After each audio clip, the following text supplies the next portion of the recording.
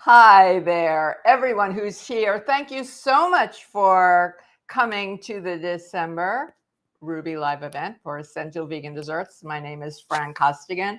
I'm the director of vegan pastry at the Rouxbe Online Culinary School and the lead instructor for the wonderful Essential Vegan Desserts course, which I co-created with the Rouxbe staff. Is really a dream because for years I had been wanting to do a real, true, take a deep dive into vegan desserts so that people could understand what's real, what isn't real, learn some foundational techniques. So I appreciate your coming today. I'm looking forward to this holiday themed live event.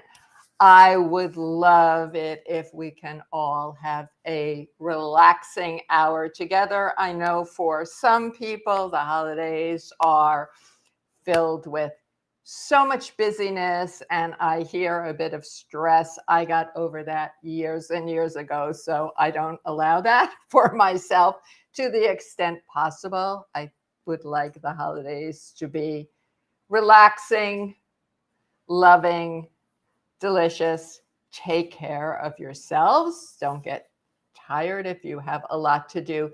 There are many things that you can do to make your preparations for holiday food, for example, getting your home set up much easier. I'm a big believer in components, mise en place. These are all things I'm going to talk about today. So before I jump into the main topic, which is today holiday desserts, and I have some really nice ones to show you. I'm just going to pick this up. This is a bûche in process with some different fillings, and also because Hanukkah and Christmas are close together, I have some little donuts.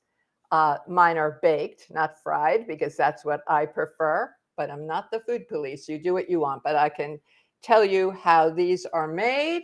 And I have two event docs for you today, documents. One talks about the bûche de Noël and a recipe for a super simple to make vegan marzipan that is made with almond flour, aquafaba, and some confectioner sugar. I have some to show you. It's really simple and really delicious and made without any problem at all and stores really well. So before we get to that, I want to remind anyone who is in Essential Vegan Desserts who has not already joined the Facebook page, I hope that you will do that. It's a great place to meet your fellow students, to ask questions. For example, you want a new mixer or blender, or you've made something that you want to show.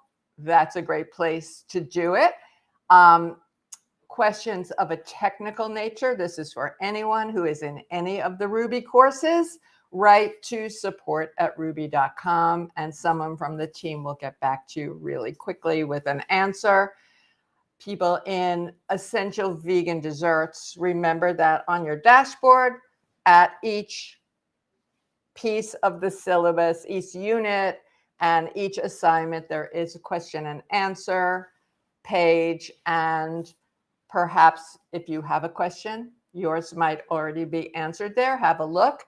If you don't find the answer that you're looking for, just type it in and I will answer your question. But technical nature, support@rouxbe.com, course questions in the Q&A, and anyone here can write to me at fran@rouxbe.com at any time, and I will be happy to answer your question or just say hello, whatever you would like. So welcome to students. Welcome to guests. Thank you again for being here. I wanted to talk about making desserts for the holiday. The December holidays, which are primarily Christmas, Hanukkah, and Kwanzaa. And they're all pretty close together this year. And before, when it's December 31st, then we're going to roll into New Year's Eve. And a lot of these desserts are really suitable for New Year's as well. The thing to remember is to be true to yourself. So the kind of eating that works for you, that's the kind of dessert you're going to make. The beauty of essential vegan desserts is that you learn techniques. In order to make adaptations to suit yourself, you need to understand foundational pastry technique. For myself, I was trained in a traditional program. I went through New York Restaurant School. Oh my goodness, must be 35 years ago now. I wasn't vegan. I became vegan about 25 or so years ago.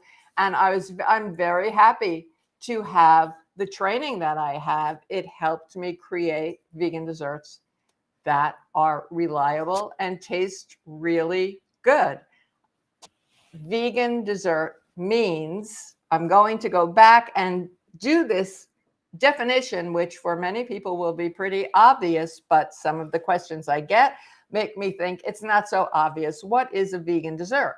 A vegan dessert has no dairy at all. That means no milk, no cream, no sour cream, no cream cheese, nothing that is dairy based.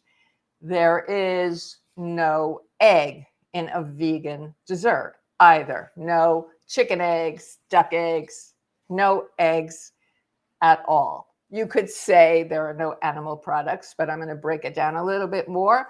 And I don't want to say most, but many vegans don't use honey either. In addition to and then there's people say, well, what's the difference between plant-based and vegan? They're pretty close, but people who are plant-based might use a regular sugar, whereas vegans use a vegan granulated sweetener. What makes a sugar vegan hasn't been filtered through bone char. White sugar has been filtered through bone char. I don't tend to say, well, bad food is evil. I'm not the food police. I hope no one is the food police. But white sugar is so highly refined that it is the only edible substance we ingest that doesn't even have to be digested. So we do not use any white table sugar in this course whatsoever. So getting that out of the way, I just want to remind you that there are 2 event documents on the dashboard here. One says tip of the month, cinnamon, because I talked quite a lot about cinnamon in last month's live event. And remember that anyone who has signed up for a Rouxbe event can go back into the library of live events and rewatch or listen as well. And you'll find a real treasure trove there, not only essential vegan desserts, but look at some of the other instructors. You're going to learn a lot. There's also a document called About Bûche de Noël and DIY Vegan Marzipan, because I talk about Bûche de Noël, which is a Christmas log. Most often really, it is a rolled cake. Mine is not, and I'm going to tell you why it's not. That's personal to me. But I've also given you the recipe for the marzipan that I made, and I want to talk to you about the difference between vegan marzipan and an almond paste that's sometimes used interchangeably. There are some differences. So there you go with that. Now, in terms of the vegan bûche de Noël. Why is it called a bûche de Noël? Well, it's traditionally a cake that's finished to look like a log. And as I said, most often they are rolled cakes. They are usually presented with confectionery mushrooms, most often made with meringue. When I created my first bûche de Noël for my cookbook, Vegan Chocolate, that was pre-aquafaba days. If there's anybody here who doesn't know what aquafaba is, it's chickpea liquid, and it can be made into meringue. We have a whole unit on it in the course, and it works really well. So since then, I have made mushroom meringues. I personally find, this is personal, find meringue a bit sweet for my taste, and they have to be dehydrated. So I prefer the flavor of the marzipan. And let me show you my marzipan. Here are some of my, I've got them glued. I've got it glued down to the board here. That wasn't smart. Well, this one. So I'm going to have to do something with my fingers here. So this is a little mushroom that I shaped out of the marzipan, and I'm going to do one with you. And what I have here is I just rolled some of the marzipan and dipped it in chocolate and then cut it in half to show you. It makes a really, really nice little confection. Let me just walk over here and wipe my hands on this. And honest to goodness, here we go. Sometimes I have so many things out for these live events. I forget where they are, and my kitchen's not that big. So here's a mushroom that I made. And this is, and again, you have this recipe. You have this recipe. So here is the log, one of the 2 logs, or what's left of the marzipan that I made 2 days ago.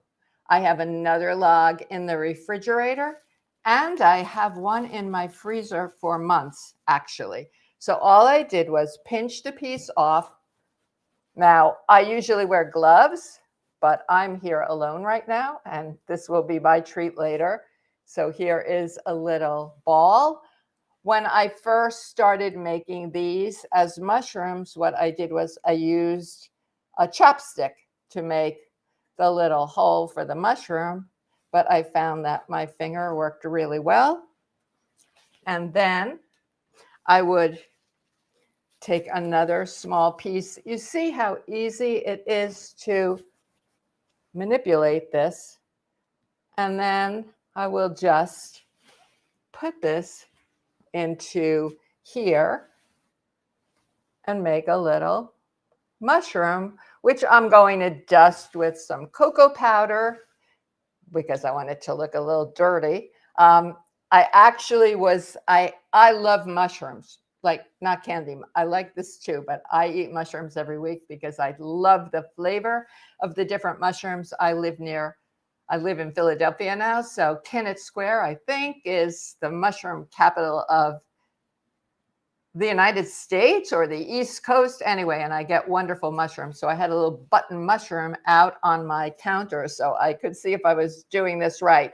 Now you can put a little bit of melted chocolate to stick them together if you want, but this will stick together.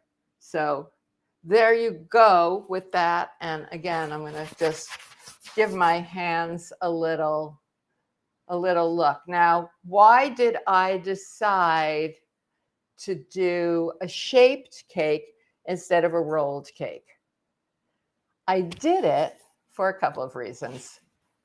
I wanted more variety in the kind of cake I can use. A rolled cake is a very specific cake. It's very tender. I wanted to use a chocolate cake that I like. It's not my #1 chocolate cake, which is the chocolate cake to live for. It's a different one that's a little bit more sturdy. But You can take your favorite cake recipe, whether it is, and I'm going to assume now, vegan or gluten-free or whole food plant-based, no oil cake as well. Bake it in a sheet pan. I'll show you the size of the pan that I use is right over here.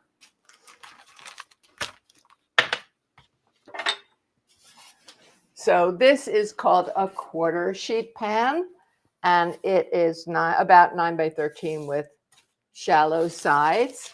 And then I take paper, parchment paper, which is a must for me. And in the recipe, which is in my cookbook, I have very precise measurements, but I'm going to hold up the cake that I've started yesterday and tell you that I did it by eye. And the idea is to have 3 different sizes, a big one, the widest one that's slightly less wide, and then a narrow one. And now I'm going to very carefully pick this up because I don't want it to go flying and show you what I'm up to. So here I have the widest one, and this is only half covered because I wanted to show you. The first thing that I do is I make the cake, I bake it, cool it, and then freeze it. People in Essential Vegan Desserts know that I stress the fact that it is easier to work with a cake that's very cold. Then I cut it using a paper guide, and I lightly brushed each layer, just barely lightly glazed each layer with a little bit of chocolate ganache. And that is going to both waterproof the layer and add a layer of flavor as well. Now, this ganache here was made with a plant cream. I very rarely use plant cream. I use plant milk. I always try to use the cleanest ingredient that's going to give me a reliable result. And what I mean by that is I don't, there's enough fat for me. That's fine. But I did get some plant cream, Violife plant cream, which is new and is replacing Flora cream, if there's anyone here who's familiar with Flora cream, and also Country Crock. And I decided to try my ganache with that. And this is what I got. On top of this, I sprinkled some cacao nibs, which is just unsweetened chocolate. And I use that instead of nuts, often instead of walnuts for people who might have a nut allergy. It tastes a little bit like chocolate. It's completely unsweetened. There's a little bitterness and crunch, which I like. And so I will finish this. The second row, the second size, or the middle layer, let's say, has standard ganache. In my ganache recipe here, I used a 70% chocolate and Oatly oat milk. I spread it, and then I had some cranberry relish, really. Well, let me not say relish, but cranberry sauce that I made with fresh organic cranberries. You can use frozen as well, a little bit of orange juice, a little bit of maple syrup. And I had it left, and I love cranberries, and I put some on top. And on the third layer, which will be the top, I have nothing. So that will be stacked and shaped. So now I'm going to show you, first I'm going to show you the marzipan in, I have 2 photos of the marzipan being made, and then I'm going to show you, or our wonderful producer, Patrick, is going to show you. So here on the left, you see the marzipan mushrooms that I made the other night, which I just showed you. They're still here. And in the food processor bowl, that's the point at which you want to get. That's where you can take it out. You want to make sure that you can mold it. So there's your marzipan. And what is it? I mean, I'm telling you that the recipe is, but I want to show you. This is blanched almond flour. Blanched almond flour. Of course, you're going to weigh it. confectioner's sugar, sometimes called 10X. This is vegan. Vegan confectioner's sugar tends to be made with tapioca starch instead of cornstarch, and it's a bit coarser. So if you're using it for other things, you want to sift it a few times. And then to replace the egg white, I used aquafaba. I used the chickpea liquid. Mine is always reduced. I took it right out of the freezer. If when you're making this, you find that the texture isn't exactly what you want, add a little bit more of your blanched almond flour or confectioner sugar, and then almond extract. Almond extract is very strong tasting as compared with vanilla extract. So for a full recipe, I use 1.5 teaspoons. I suggest that's the right amount. Taste it. You can add another 1/4 teaspoon.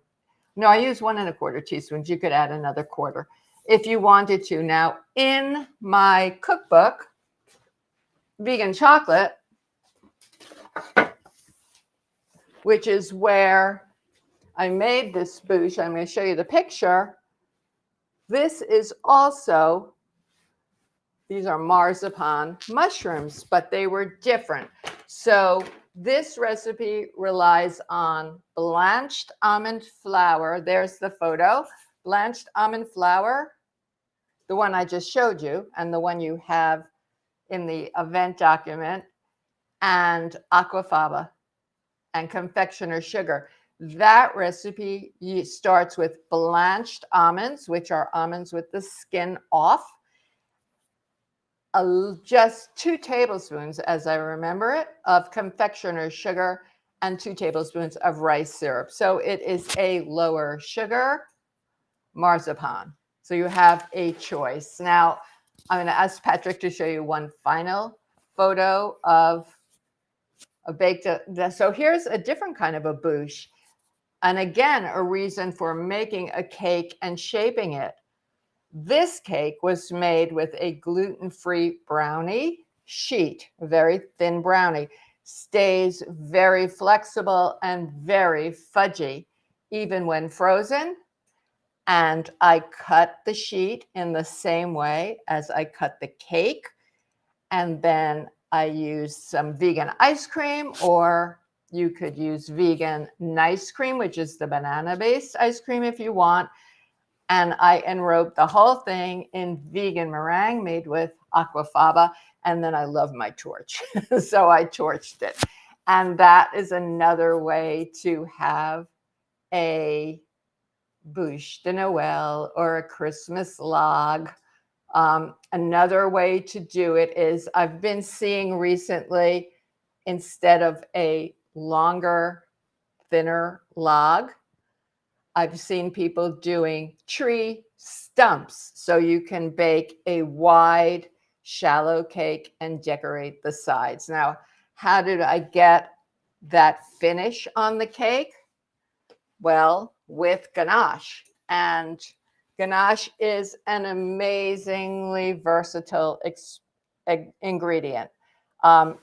I just let it, here is one that is a little bit, still a little liquid. Now this is all the same recipe. So you can see that. I'm going very carefully. I will confess to you that I was doing an event once and the whisk went flying out of my hand and I had chocolate all over my wall. This is one, this is the same, from the same ganache that I made. And you can see that it's thicker, and that's just from sitting longer. And this would be just perfect to ice the cake with and to get that finish so it looks like a log. You just simply use a fork. You simply use a fork. Now, honestly, think about this. It looks extravagant, or it certainly looks extravagant to me, but break this down. Component desserts are the way to go. So you bake your cake, put it in the freezer. You make your ganache, keep it in your refrigerator or your freezer. Make your cranberries, make whatever filling you want ahead. then assemble the cake and finish it when you're ready. I have had people send photos to me of their version of this cake, often made by their children.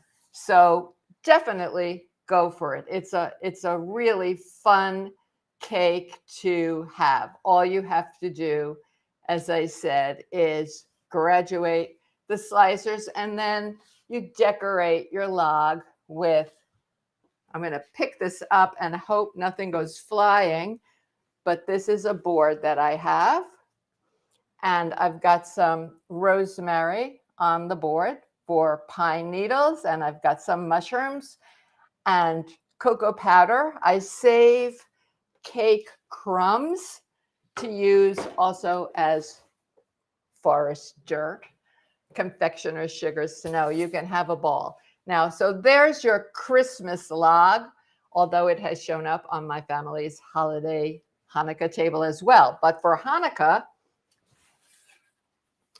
jelly donuts are often on the table. They are a traditional dessert. I don't fry, so I don't eat donuts, and I am not suggesting that anyone here who likes donuts is wrong. Not at all. But I make these little baked donuts. This is a spice cake. Use any cake you want. These are filled with a berry jam. These are for me. They're filled with orange marmalade. I use a spice cake, and it's pretty spicy. I used a lot of ginger because I like it. My grandsons are coming later in the week. I'm going to make something that's less spicy, but I want to show you the pan that I use to make these donuts.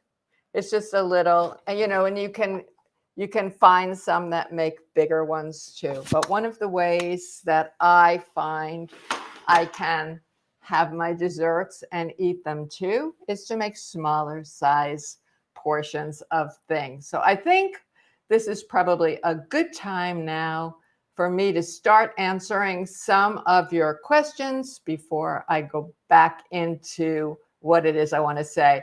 Oh, look who's here. Hi, Chef Charlene. So this is a question from Chef Char.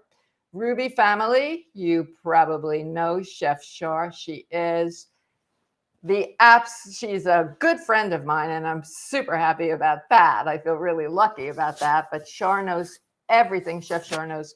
She is our expert in whole food, plant-based, no oil. So Char has a question. She said, I recently made chocolate chip cookies using a stevia sweetened 70% chocolate nib. The flavor was a little off. How could the flavor have tasted better? Add vanilla or cinnamon? So that's a good question, Char, and I think there's a really simple answer to that. The off flavor most likely had to do with the stevia. I personally find that it does have an off taste, as do some of the other non-sugar, let's just call it non-sugar sweetened chocolates. And that would include allulose or erythritol. They all have, to me, a taste. So in order to mask that flavor, vanilla isn't going to do it. It's too subtle, but cinnamon or some of the stronger spices will absolutely do that. And that's really interesting. Excuse my phone. I was sure that I had the do not disturb on. So that's what I would say, Char. Go ahead and add some of the stronger spices. And I'm looking forward to seeing you in a couple of days when you do your demo in Philadelphia. Char and I share a love of prunes and prune puree as a sweetener and fat replacer. I just want to put that out there. So Terry Lynn, hi, it's nice to see you. Terry Lynn has a question about flour. How do you know when flour has expired? I keep them, I assume she means bags of flour, in the fridge or freezer, or if I keep them in the fridge or freezer, will they last longer than the expiration date on the bag? Well, I went to the real authority on baking, and that is Rose Berenbaum with this question. And I'm lucky enough also to have Rose as a friend. And if there's anyone here who isn't familiar with Rose, she wrote the Cake Bible, the Pie Bible, the new Cookie Book, which is fabulous, and is revising the Cake Bible now. And Rose said that General Mills told her years ago that flour really doesn't expire. Now, but that she does keep whole grain flours, whole wheat flour in the freezer. I'm not using any bleached AP flour, and I use, most of my recipes are at least a percentage of AP and whole wheat pastry flour. So I keep all of my flours in the refrigerator or freezer, and I don't buy, well, during the lockdown, I probably had 25-pound bags of flour. That was pretty unusual, but I divided them up and kept them really cold.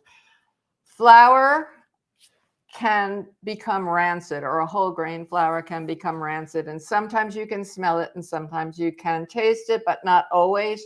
So I don't pay too much attention to the expiration date, except to say that if I buy a bagged flour, I do look at the expiration date. I don't think that's something to worry about. If you buy your flours from a shop with a quick turnover, reliable grocer, or a good flour, and get them right into the freezer. When I get my flours, nuts, seeds, oats, flakes, anything home, they go right in the freezer. And then I might switch them to the refrigerator. So thank you for that question, Terry Lynn. That's an interesting question. Becca wants to know, what are some substitutions for high-fat nuts in desserts, looking for lower-fat options?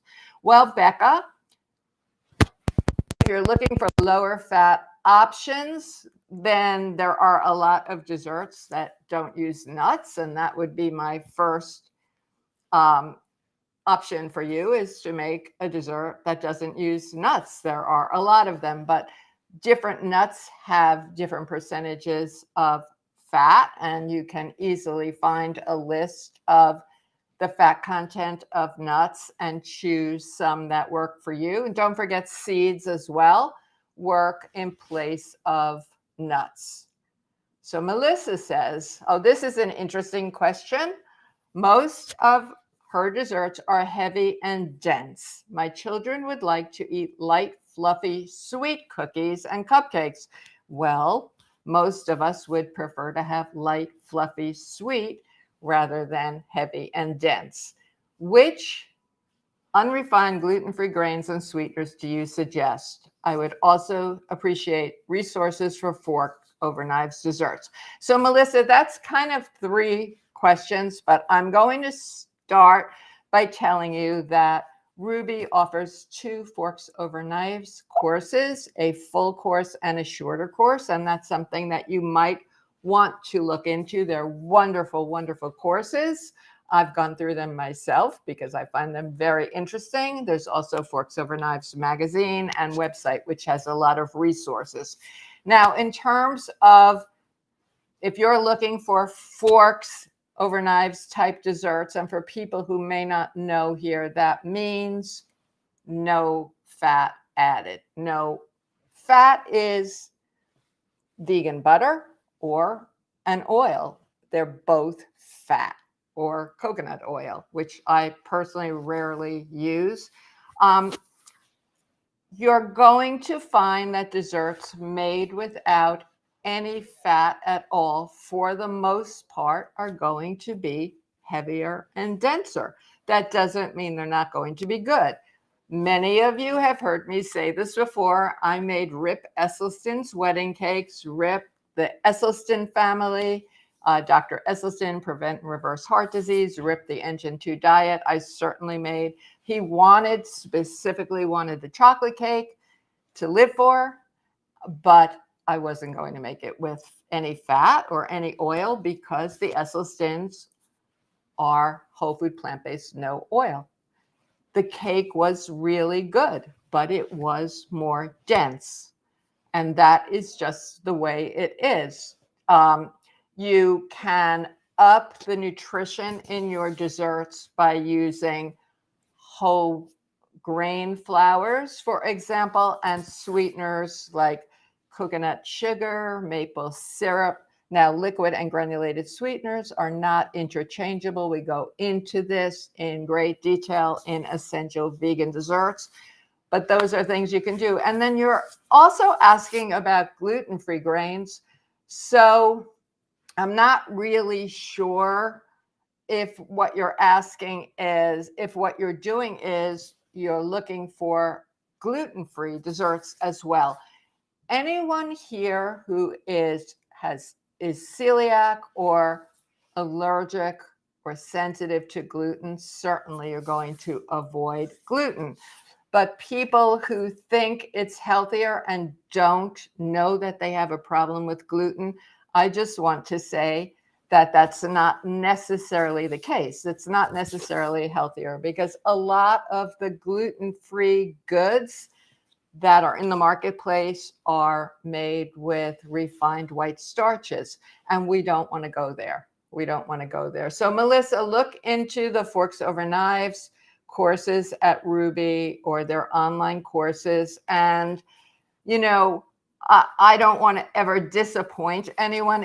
You really can't get a light and fluffy cake doing a no oil cake, but you can get a very, very good one. And there are a number of recipes in Essential Vegan Desserts which are naturally gluten-free, but made with wholesome ingredients like the tuile, the lace cookie, which is actually an assignment, and it's made with oats that's ground into flour and some almond, if I remember right, rice syrup and maple syrup and a little bit of oil.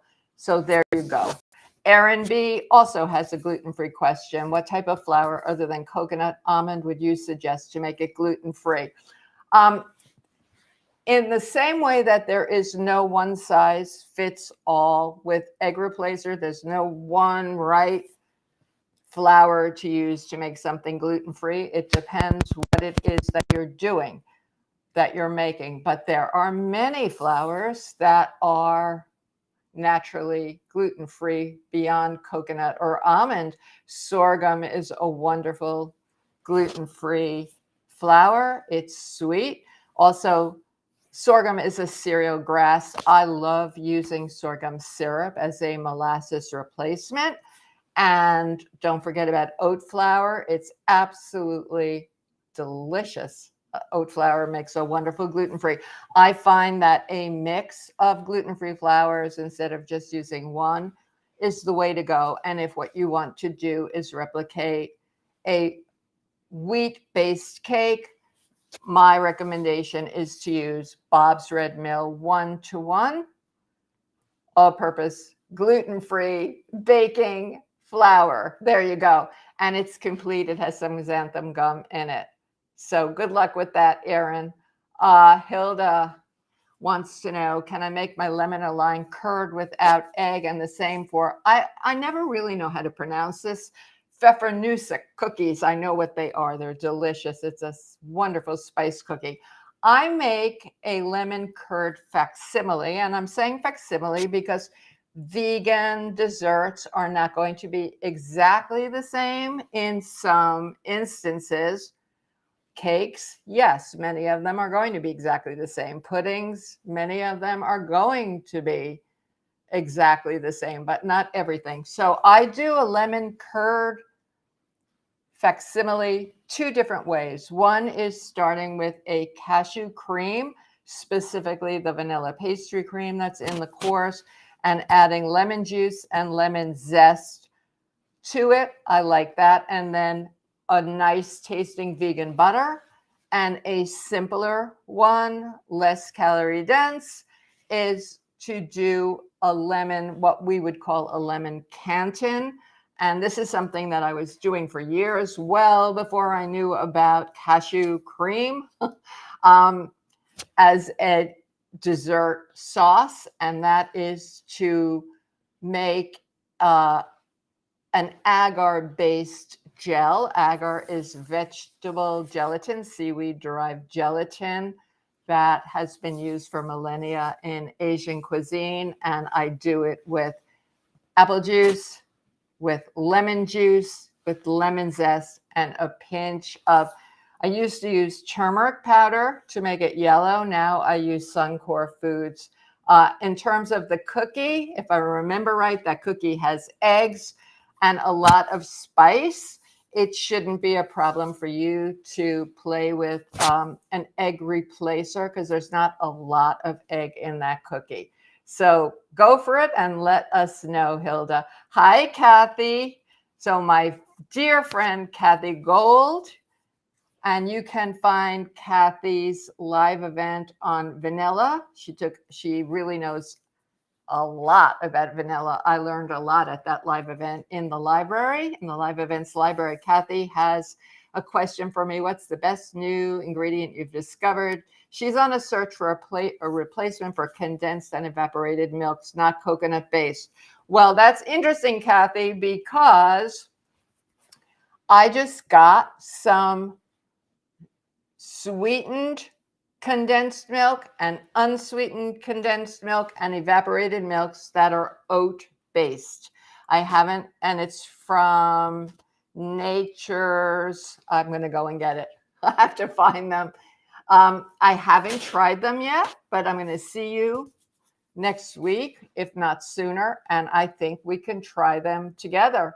Let's give that a chance. Another thing that you can do, folks, is just take whatever plant milk that you're using, that is one of the things that you like the best, and reduce it slowly.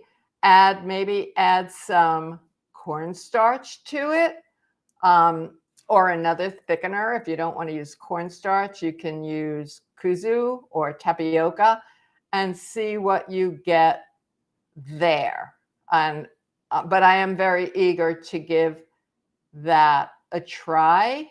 So let's see. Now, this next question is about frying at home. Aruna says, hi, chef. I'm really intimidated to fry at home. Big pot of hot oil, temperature going up. Never quite sure how to control the oil temperature. Any tips to make it less scary? I do have a good quality Dutch oven and a thermometer. Well, I would tell you that I haven't done any deep frying in a really long time. And I do get some of these questions ahead. So I reached out to my Rouxbe colleagues and they confirmed for me what I thought. You do need to use a deep fry thermometer and pay attention to it. You need to use the right utensils for flipping and a good quality oil. So make sure to use an oil with a high smoke point. You wouldn't be using extra virgin olive oil to do the deep frying. So be careful, control the oil, don't have too much in the pot, pay attention to the temperature, get yourself a good flipper, and just be very careful because you can certainly get hurt by boiling oil, also boiling syrups. All right, Trish has a question. She wants to know how to decide whether to use vanilla extract versus vanilla bean paste. Well, Trish, I like them both. And when I use vanilla extract, sometimes I use one fold, sometimes I use double fold and use half as much. Or if I'm making something where I don't want to add extra liquid, I will use the double fold, which is twice as strong. Again, go to the live event library and look at the vanilla live event. You'll get that information. I use the paste when I want to see the seeds in what I'm making and maybe don't want to open up a seed So that's what I do. And sometimes when I use vanilla bean paste, I use a little bit of vanilla extract. Just use a real vanilla. Don't use vanillin. Terilyn has a very interesting question here. She wants to know, what's the ingredient that goes to waste most in my own kitchen? Well, I would say pretty much nothing. I'm very careful. I don't like waste at all. I don't like it. No, do I ever have to throw something away? Of course. But how I try to moderate this is to use every bit of everything. In terms of desserts, I save bits and pieces of ganache and different creams and cantons and the cranberries, as you saw. And I might take a cup cake that might have staled, or I just have a little bit left, or some cookies left, and dry them out in the oven and then make crumbs. And sometimes I mix creams together, or, I don't have a problem with that. This time of the year, I'm crazy for squash. I love winter squash. So I save the seeds. I make a squash broth using just the seeds. Then I strain it and I have broth, and then I toast the seeds. So I have toasted pumpkin seeds. So that's what I try to do, Terilyn. I use if I buy beets, I use the beet greens and all of that kind of business. I think that's an important question that you asked, because we all really want to try not to waste food. Food is really precious. I know that I'm very lucky to have an abundance of food and not have to go hungry, and that's not the case for everyone. Toki, hi. Toki is interested in gluten-free dessert options, apple pie or turnovers. Gluten-free pie crust is not something that I have found to be successful in a vegan way, but you can make a pressed crust, for example, and that's not a problem at all. I tend to go to things that are naturally gluten-free. Try the Bob's Red Mill 1-to-1 all-purpose gluten-free baking flour. That's a really good option for that. Hi, Migs. It's nice to see you. So Migs says, for marzipan, if you had to choose a nut as an almond alternative due to allergy, which one would you choose? Migs, I would try pine nuts, and I would try macadamia nuts. I think they would both work really well. I do. So I know that you are an excellent recipe developer. You give that a try, either each one or in combination, and please let me know. Vivian wants to know, what is the ganache recipe? Ganache is typically an emulsion of a particular percentage of chocolate and, in this case, plant milk. In a typical ganache, a non-vegan ganache is chocolate and heavy cream, for example, and sometimes other other things are added, maybe butter or flavorings and so on. And it's an emulsion, so it's easy to do, but you have to be careful when you're doing it. In other words, you use the chocolate that tastes good to you right out of the package, but you need to use a chocolate percentage that is listed in the recipe. And the percentage of chocolate and the percentage of liquid used is going to depend on your final result. So Vivian, that particular recipe that I made is in the course and it's in my cookbook. A lot of ganaches are 1-to-1, the same amount of chocolate, the same amount of milk. I use less milk. And I'm saying milk, but I think I mean plant milk. I use less milk if I'm doing a glaze. If I'm doing a truffle center, than I do if I'm making a ganache. Now, Monica wants to know, what can she use instead of butter or oil for yeast breads, and how can she replace butter and eggs in cakes that require up to 5 eggs and make it oil and fat free, Monica, you can't. I'm sorry. Butter, you have to think about why. You have to understand the functionality of ingredients. They're there for a reason beyond flavor. And this is, again, another reason that Essential Vegan Desserts is such an outstanding course, because there is a lot of information on the functionality of these ingredients.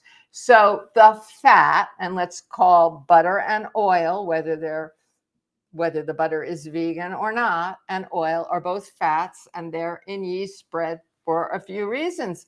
It tenderizes the bread. It makes it last longer. The fat coats the gluten, so the bread isn't tough, and that's why that's there. In terms of replacing butter and eggs in cake that require creaming, you can cream using a vegan sweetener, both liquid or granulated. And there are many different kinds of egg replacers that you can use. I'm going to repeat what I said earlier. There is no one size fits all. There's flax and chia gel. There's aquafaba. There's applesauce. Some people use applesauce. And commercial egg replacer. But a cake recipe that is asking for 5 eggs is not a recipe that can be veganized. Someone else may say something different about that, but I'm quite clear about that. Today there are such good, reliable recipes that are already vegan. You don't have to reinvent the wheel. This is quite different from 25 years ago, when I left the traditional pastry kitchen to create a modern vegan pastry kitchen. So Hilda has a question. With the vast quantity of water needed to grow almonds, what other flours are more sustainable in place? Well, almost any nut flour can replace almond. I love hazelnuts. I use hazelnut flour interchangeably with almond flour, for example. So that's one. Maria Rose says, I'm affected by grains due to autoimmunity. What recommendations do you have? Well, I would need more information about your particular ailment or autoimmune disorder or sensitivity.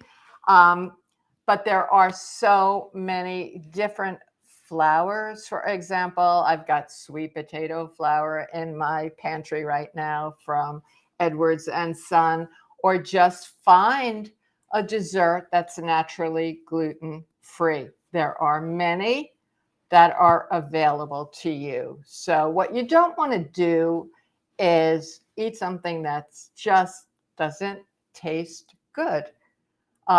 Wanda says, what and how are the best low GI sweeteners to use in baking?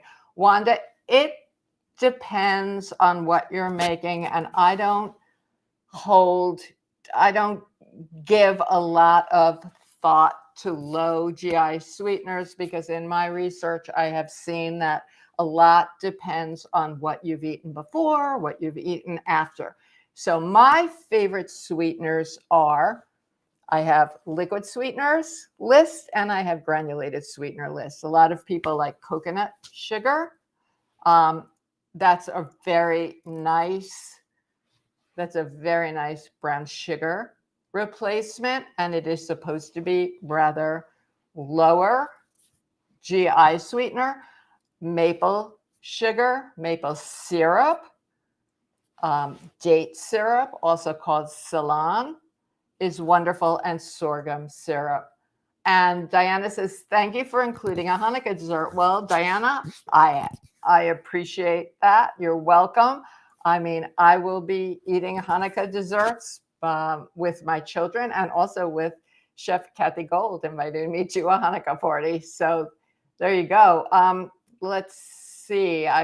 We're quickly running out of time here, but I'm looking to Kathy G wants to know, do you have to have a stand mixer to make meringue? It will make your life a lot easier, but you can do it with a hand mixer too. It's just going to take a longer time. You do need the whisk attachment to do that. Lynn says, when do you use granulated sugar substitutes like monk fruit?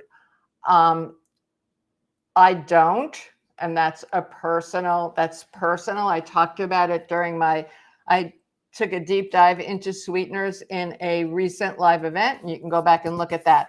I don't care for monk fruit, stevia, allulose. King Arthur has one that's a blend of many. I always taste it, and it doesn't agree with my system. If it works for you, then you use it. But remember that you generally have to change the baking time or the cooking time. And granulated sweeteners and liquid sweeteners are not fully interchangeable. So that's something, Lynn, that really is a giant question, and it's a very good question. We have a unit in the course because it is such a big question. Coconut nectar, dates, syrup, agave, all liquid sweeteners, all have different flavor profiles, all bake a little bit differently. So there is that. Hi, Laura. It's good to see you. Laura's asking if I know of a resource for vegan decorative sugars and sprinkles. I do. Let me just turn around here. Okay. Supernatural is a brand of vegan, really attractive, different sprinkles and food colors. And I also use Suncor Foods powders and sometimes just mix them into my granulated sweeteners. Christy is looking, I think this is another question, looking for oil alternatives for pie crusts that are vegan. Well, any nut crust, or you can use your food processor to make a crust using soft pitted medjool dates or prunes and nuts or seeds or oats until it can be pressed. And then you're probably going to freeze that before you use it. Or you could perhaps bake it, add some oat flour, but pressed crusts are really the way to go there. And let's see, I have one more question here. Can you give some tips on how to substitute different flours to make a dessert gluten-free? Okay, there have been a lot of questions about gluten-free flours today. It depends on what you're making.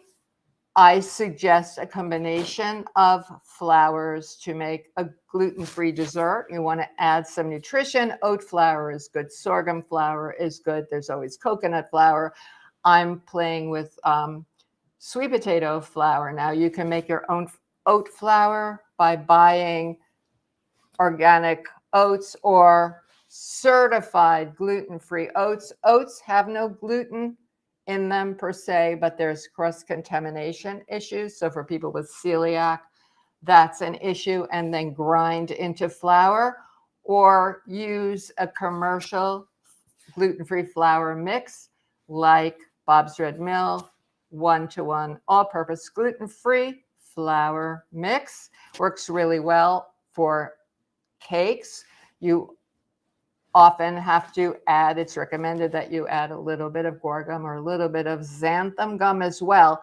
And while I do see so many recipes that say, for example, half a cup of AP flour, half a cup of whole wheat pastry flour, you always want to use, when you're using your whole wheat flour, you want to make sure it's pastry flour, not whole wheat flour, which is good for bread. And it says, or the same amount of gluten-free flour. I think to make gluten-free batter-based goods taste really delicious. Takes a little more work than that. Oftentimes, the liquid has to be adjusted, or the sweetener has to be adjusted, or the baking time has to be adjusted. I want to thank you all for these really good questions. They were wonderful. I hope you got some of your questions answered. I want to wish everyone, or certainly inspiration to make some wonderful holiday desserts, whatever the tradition is for yourself and your family, your friends. Wish everyone a very happy, healthy, compassionate, loving holiday season. And I will look forward to seeing you in 2023. Take care, everyone. Bye.